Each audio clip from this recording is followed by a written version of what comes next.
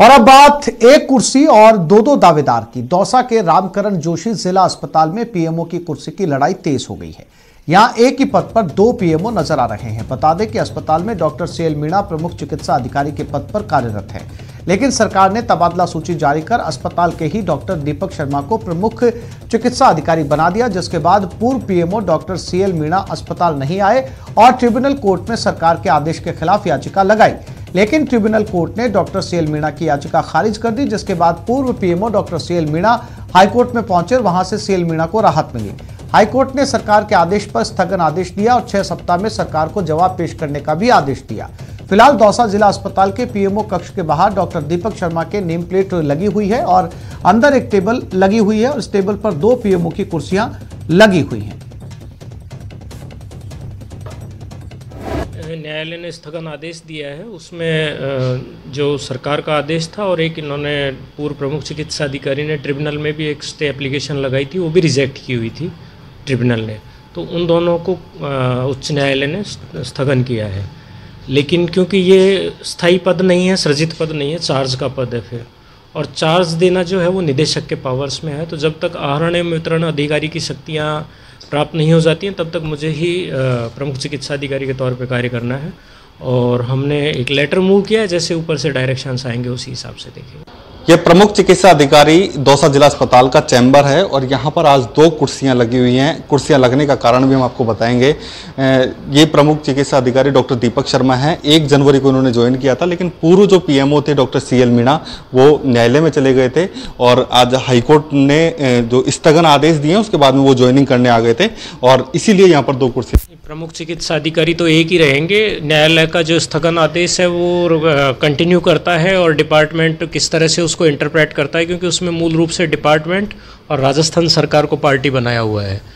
तो जिस तरह से वो इंटरप्रेट करेंगे, जिस तरह के ऊपर से डायरेक्शंस आएंगे, वो आदमी आगे कंटिन्यू करेगा। और क्योंकि ये पीएमओ का कोई सृजित पद नहीं है, ये केवल आहरण वितरण अधिकारी के तौर पे चार्ज का पद है।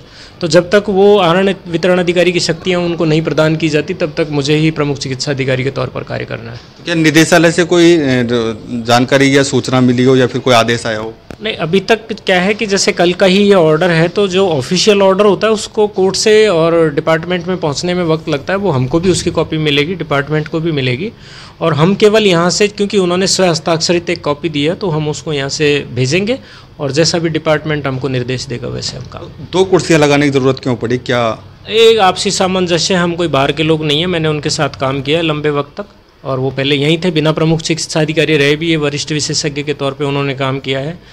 मैं भी यहीं, इससे पहले मैं सीनियर स्पेशलिस्ट डेंटल सर्जन था, फिर डिप्टी कंट्रोलर रहा हूँ। तो ये एक सामान्य व्यवस्था है और आपस में हम एक दूसरे का सम्मान करते हैं, हमारे बीच में ऐसी कोई बात नहीं है। बिल्कुल, ये पीएमओ डॉक्टर दीपक शर्मा हैं और आज दूसरे पीएमओ डॉक्टर सीएल मीणा ने यहाँ पर आए थे। ऐसे में अब पीएमओ का पद किसके पास रहेगा यह तो आने वाला समय बताएगा, लेकिन आज की तारीख की बात करें तो यहाँ 2 कुर्सियाँ लगी हुई हैं और फिलहाल सीट पर एक पीएमओ बैठे हुए हैं और दूसरे जो पीएमओ हैं वो भी दावा कर रहे हैं। ऐसे में किसका दावा सही होगा यह तो समय बताएगा। आशीष शर्मा, न्यूज़ 18, दौसा। अलवर का थानागाजी से एक बार फिर शर्मसार करने वाली खबर सामने आई। भालको की ठाणी गांव में युवक के साथ दुष्कर्म का मामला सामने आया है। वहीं वारदात की जानकारी मिलने के बाद युवती के परिजनों ने आरोपी लड़के और परिजनों पर हमला बोल दिया। हमले में आरोपी समेत उसके भाई और मां समेत 5 लोग घायल हुए। आरोपी रतनलाल और उसके भाई को जयपुर रेफर कर दिया गया। फिलहाल जयपुर के SMS अस्पताल में दोनों का इलाज चल रहा है। बता दें कि दोनों पक्ष एक ही गाँव और एक ही जाति के हैं। मामले की गंभीरता को देखते हुए गाँव में पुलिस को तैनात किया गया।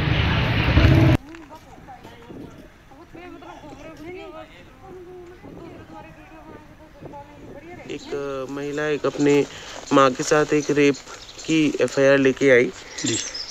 आरोपियों को जो विक्टिम के परिवार वालों ने है उन्होंने मारा है और उनकी हालत जो है वो CHC में जब उनको लेके गए मेडिकल के लिए तो उनको जयपुर रेफ़र किया।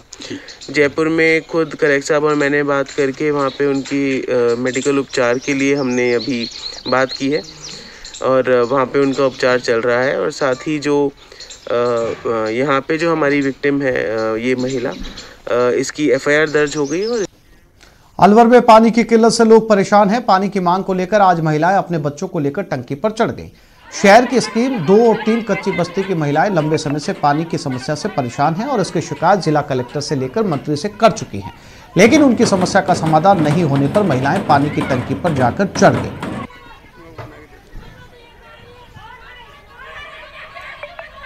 पानी नहीं आ रहा, बहुत दिन से लाइन दाब दी और उसमें पानी नहीं आ रहा और ना ही कोई बोर हो रहा है। और ये टंकी है यहाँ पे लगी हुई है, यहाँ पे पानी भरने नहीं देते हैं क्योंकि भीड़ पड़ती है ज्यादा। बेईमानों के खिलाफ एसीबी ने एक्शन। भीलवाड़ा में एसडीएम का घूसखोर रीडर ट्रैप हुआ। रीडर कृष्ण गोपाल चौबे को गिरफ्तार किया गया। 2000 रुपए की रिश्वत लेते हुए इसे रंगे हाथों गिरफ्तार किया गया।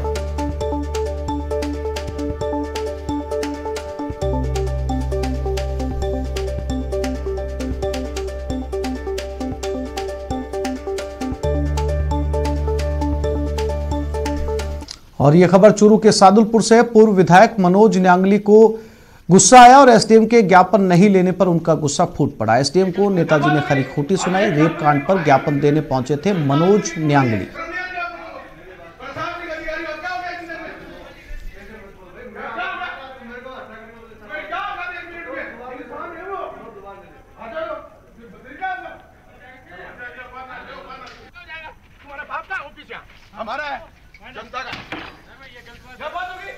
और चलिए अब बात डूंगरपुर की, जहां कलेक्टर सुरेश कुमार ओला एक्शन में हैं। कलेक्टर ने जनजाति क्षेत्रीय विकास विभाग और जिला परिषद ऑफिस का औचक निरीक्षण किया। इस दौरान कलेक्टर ने अव्यवस्थाओं को लेकर कर्मचारियों को लताड़ लगाई और व्यवस्था सुधारने के निर्देश दिए। कलेक्टर ने टीएडी विभाग की ओर से दी जाने वाली स्कॉलरशिप के बारे में भी जानकारी ली और पेंडिंग मामलों के निस्तारण के निर्देश दिए। तो वहीं जिला परिषद दफ्तर में टेबलों पर पड़ी फाइलों पर नाराजगी जताई और पेंडिंग काम जल्द पूरा कर फाइल आगे बढ़ाने के निर्देश दिए।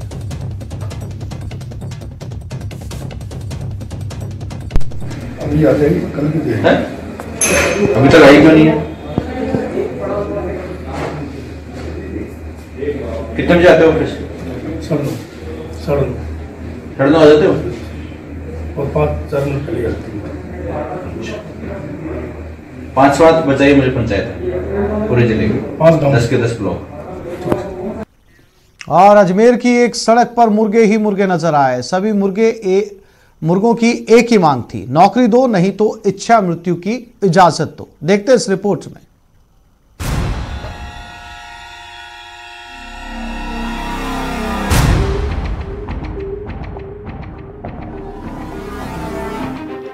हक के लिए हल्ला बोल। अभ्यर्थियों का मुर्गा प्रदर्शन।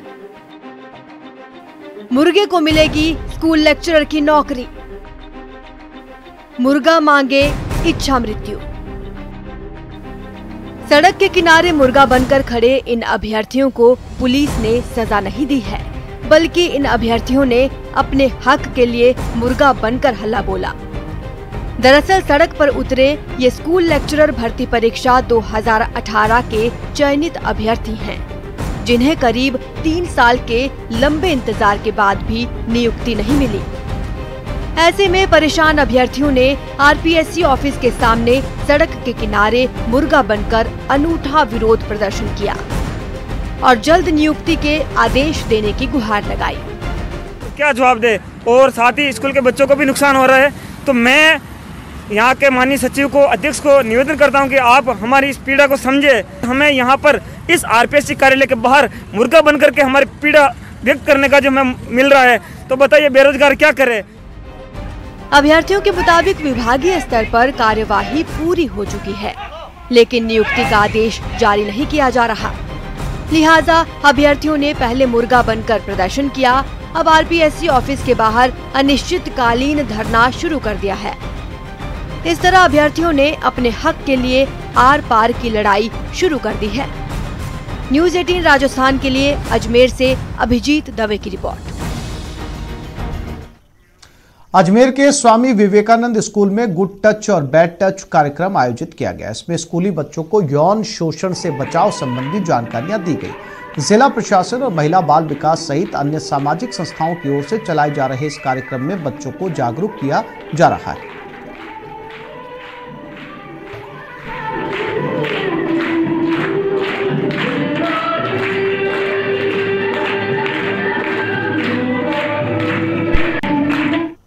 आज हम स्वामी विवेकानंद स्कूल में ये कार्यक्रम किया है हमने, और इसके ऊपर हम लोग काफ़ी गहराई से बच्चों से बात कर रहे हैं, चाहे वो पॉक्स के बात है, चाहे हेल्पलाइन नंबर्स की बात है।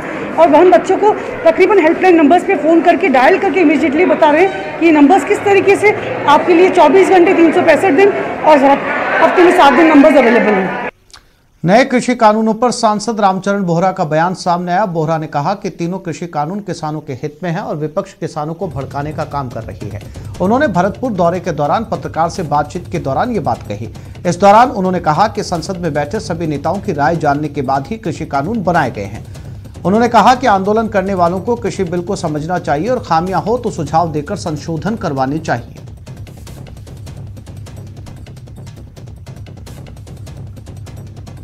पास हुए तब सहयोगी पार्टियां कहाँ चली गई थी? सहयोगी पार्टियों द्वारा भी हाथ खड़े करके और बिल का समर्थन करने का काम किया है। जब कैबिनेट में ये चीज़ें डिसाइड होती है, ऐसा बिल नहीं आता है, पहले कैबिनेट में डिसाइड होती है। जब सहयोगी पार्टियां हैं तो कैबिनेट में अपना ऐतराज़ करती, कैबिनेट में तो बोला नहीं। अब जब उनकी ज़मीन खिसकने का नंबर आ रहा है तब वो इस बात को आगे उठाने की बात कर रहे हैं। परिवहन मंत्री प्रताप सिंह खाचरियावास उदयपुर के मात्र कुंडिया में होने जा रहे किसान सम्मेलन का जायजा लेने पहुंचे, जहां हमारे संवाददाता कपिल श्रीमाली ने किसानों के मुद्दे को लेकर मंत्री खाचरियावास से खास बातचीत की। प्रदेश में चूरू और मेवाड़ अंचल में किसान महापंचायत का आयोजन होना है। ऐसे में इसकी तैयारियों का जायजा लेने के लिए इस समय उदयपुर में मंत्री प्रताप सिंह खाचरियावास मौजूद है। हमारे साथ में मंत्री खाचरियावास है, उनसे बात करेंगे। मंत्री जी, किसान महापंचायत का आयोजन होना है, प्रदेश की जो सरकार है वो ये दावा कर रही है कि वो शुरू से किसानों के साथ में है, तो इस महापंचायत के अंदर किस तरह की बातें किसानों के सामने रखी जाएगी और तैयारियां किस तरह की है उसकी? देखिए, कल जो बजट आया है उसके बाद एक बात तो साबित हो गई कि राजस्थान के मुख्यमंत्री अशोक गहलोत का विजन देश के प्रधानमंत्री नरेंद्र मोदी जी से बड़ा है।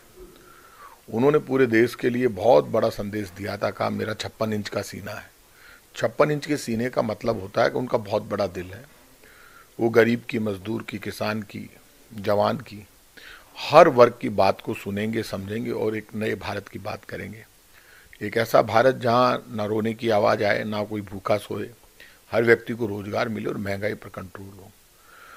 उन्होंने बहुत बड़े बड़े नारे दिए, लेकिन उनका जितने भी वो बजट लेकर आए, हर बजट में नरेंद्र मोदी जी का विजन, जन विरोधी विजन नजर आया। किसानों के बिल में यदि इतनी ताकत है तो किसान बिल के समर्थन में जाए ना किसान के बीच में। पूरे देश में किसान सम्मेलन कर रही है कांग्रेस, किसान पंचायत कर रही है। अब यहाँ उपचुनाव है तो उपचुनाव के नज़दीक मातृकुंडिया में हो रहा है, तो उपचुनाव वाले क्षेत्र में तो हो नहीं रहा, तो उसका फायदा यदि मिलना है तो मिलेगा ही।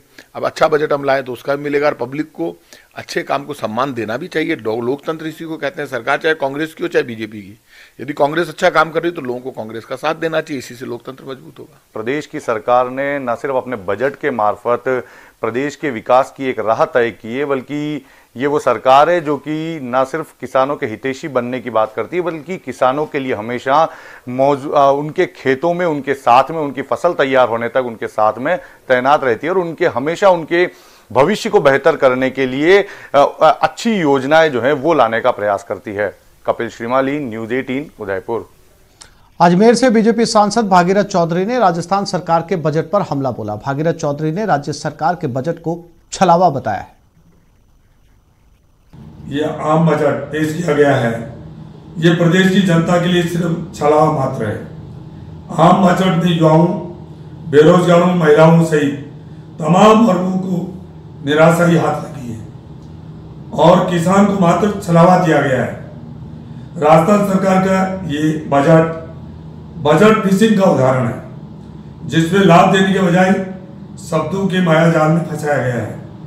बजट में सरकार ने जिन प्रमुख योजनाओं की घोषणा की है, उनमें से अधिकतर हमारी भाजपा सरकार की है, जबकि कई योजनाएं तो ऐसी है जिनका नाम बदलकर जनता के सामने परोसने का प्रयास किया गया है।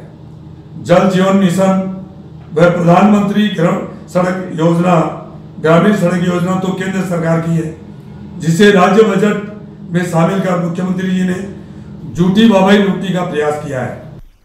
अजमेर के राजा रानी गार्डन में आज गोकुल धाम आश्रम की ओर से 25 निर्धन जोड़ों का सामूहिक विवाह समारोह आयोजित किया गया। इन जोड़ों को नए जीवन की शुरुआत का आशीर्वाद देते हुए घरेलू सामान भी उपहार के रूप में भेंट किया गया।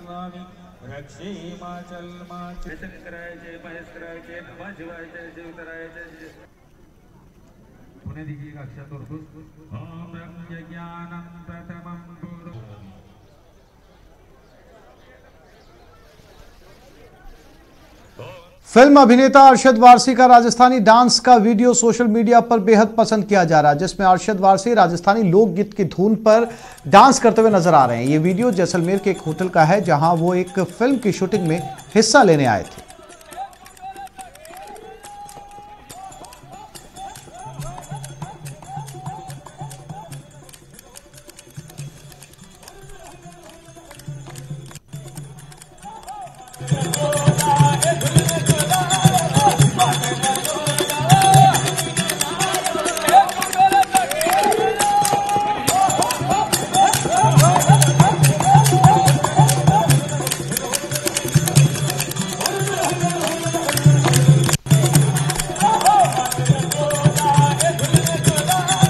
प्रधानमंत्री नरेंद्र मोदी का आत्मनिर्भर भारत का आह्वान देश की अर्थव्यवस्था के एक अहम मोड़ पर आया है।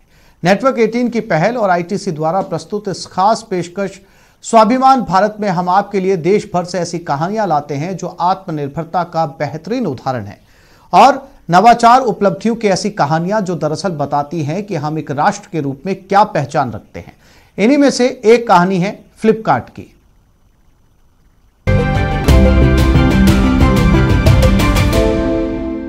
सचिन और विनी बंसल ने 2007 में 4 लाख रुपए के साथ फ्लिपकार्ट शुरू करने का फैसला किया। उन्होंने पहले अपने प्लेटफॉर्म पर किताबें बेचने का मन बनाया, क्योंकि इसके लिए विक्रेताओं को सूचीबद्ध करना, वेंडर को ढूंढना और उस प्रोडक्ट को शिप करना आसान था। आज ये देश की सबसे बड़ी ई कॉमर्स कंपनी है और भारत के सबसे प्रसिद्ध और पसंद किए जाने वाले स्टार्टअप में से एक है। Where we started in 2007, India was just getting started on the wave of digital adoption. And Flipkart as a company actually defined that entire journey for the country. From coming up with some of the very early innovations that helped we as a country adopt digital commerce in all its full glory. 2013 में भारतीय बाजार में दिग्गज Amazon का प्रवेश फ्लिपकार्ट को रोक पाने में विफल रहा, क्योंकि यह अपने ग्राहकों को बेहतर जानता था और इसे ग्राहकों के सालों के फीडबैक से निर्मित अपने खुद के टेक्नोलॉजी प्लेटफॉर्म का सहयोग मिला था। We have been a very focused company serving the Indian consumer needs and being able to understand the Indian consumer persona and being able to design grounds up solutions and create playbook that are only focused on us as a country. Flipkart की सफलता की कहानी ने देश को startup संस्थापकों की एक पूरी पीढ़ी दी है और यह स्वाभिमान भारत का प्रतीक साबित हुए हैं।